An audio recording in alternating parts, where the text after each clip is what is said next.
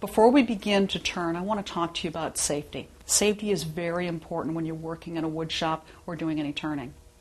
Before you use any power equipment or any of the tools in the shop, make sure that you've read and understand all of the operating manuals and you observe the safety procedures.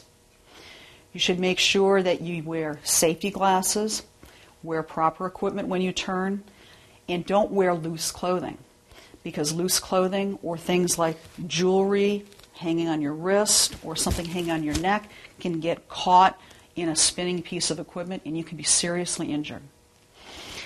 I wear a glove on my left hand when I turn, but I have the fingers cut off so that the glove material doesn't get caught in the spinning material. And I wear the glove, and you'll see later on that as the chips hit my hand, they can be hot or they can hurt. So I do wear a glove on this hand to protect my hand here. Make sure that you never work or turn when you're tired or after you've consumed alcohol or taken any drugs, because wood turning and woodworking can be dangerous. And someday we may have the opportunity to meet, and I'd like you to be able to shake my hand with all 5 of your fingers.